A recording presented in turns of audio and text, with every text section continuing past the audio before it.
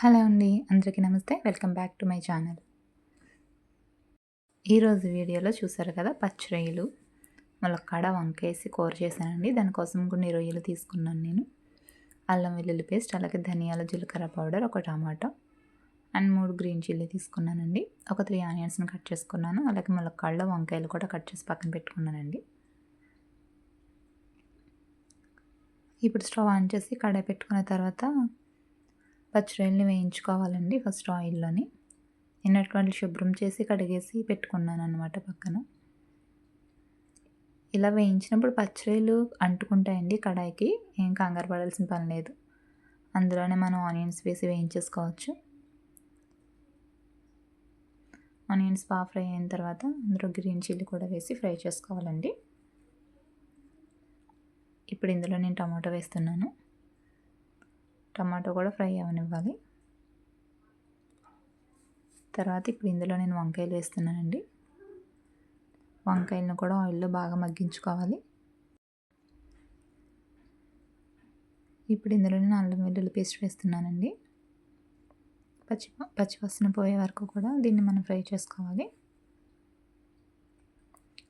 ఇప్పుడు రుచికి సరిపడగా సాల్ట్, అలానే కారం కూడా వేసుకోవాలండి.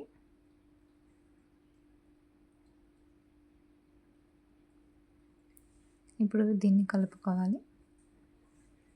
ఉప్పు కారం బాగా పట్టిన తర్వాత మనం వేయించి పక్కన పెట్టుకున్న పచ్చి రొయ్యని ఇందులో వేసుకోవాలండి.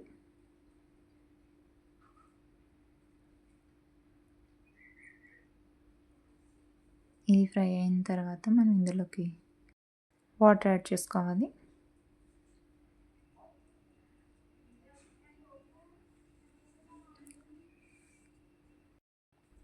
పచ్చి రొయ్యలకి ఏది వేసినా కాంబినేషన్ చాలా టేస్టీగా ఉంటుందండి. మనం ఇందులో గోంగూర వేసుకోవచ్చు, అలాగే శనగపప్పు వేసుకుని వండుకోవచ్చు.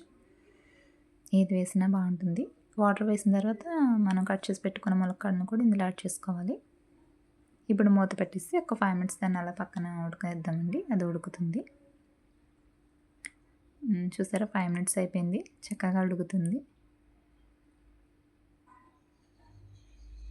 మనం వేసిన అల్లం పేస్ట్, కారం, ఉప్పు అన్నీ కూడా చక్కగా రొయ్యలకి పడతాయండి. ఇప్పుడు మనం రెడీ చేసి పెట్టుకున్న చింతపండు గుజ్జుని ఇందులో వేసుకోవాలి.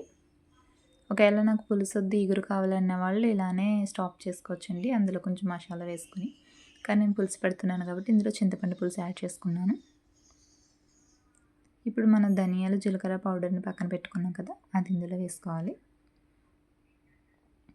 ఒకసారి అంతా కలిసే విధంగా కలుపుకొని ఉడికించుకోవాలండి.